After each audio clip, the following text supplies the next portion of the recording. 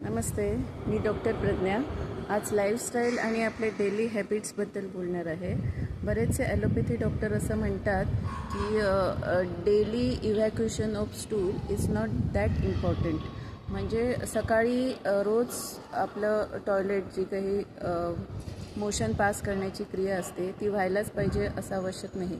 पण आयुर्वेदामध्ये काय सांगितलं आहे की आपल्या दिनचर्येचा हा एक पार्ट असतो. सकाळी उठल्यावर पोट साफ होणं ही खूप आवश्यक प्रक्रिया आहे आपल्या बॉडीची. आपल्याला हेल्दी राहण्यासाठी हे खूप आवश्यक आहे.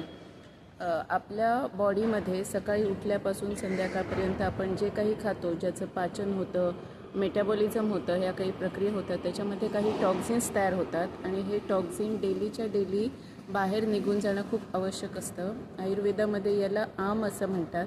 जर हे आम शरीरातून बाहेर टाकलं गेलं नाही तर पुढे जाऊन ते शरीरामध्ये विष तयार करतं, ज्याला आमविष म्हणतात, आणि त्याच्यामुळे बरेचसे क्रोनिक आजारही होऊ शकतात. त्याशिवाय बरेचसे patient piles, fistula, fissure, constipation यासारख्या आजारांनी त्रस्त असतात.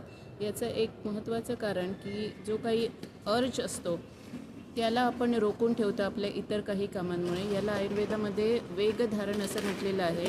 असे काही आपले शरीरामध्ये वेग असतात जे नॉर्मली किंवा नैसर्गिक पद्धतीने येतात, जे आपल्या बॉडीचे डिटॉक्स करण्याची नॅचरल पद्धत असते. पण आपल्या काही कारणांमुळे आपण ते वेग धारण करतो, म्हणजे रोखून ठेवतो.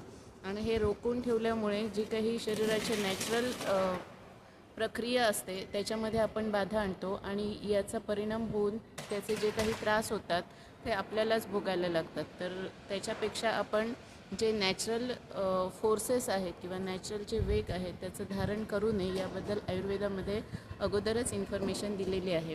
तर अशा काही बऱ्याचशा टिप्स आहेत ज्या जर तुम्ही फॉलो केल्या प्रॉपरली तर तुम्हाला पुढे जाऊन जे काही हेल्थ रिलेटेड प्रॉब्लेम्स होतात ते होणार नाहीत.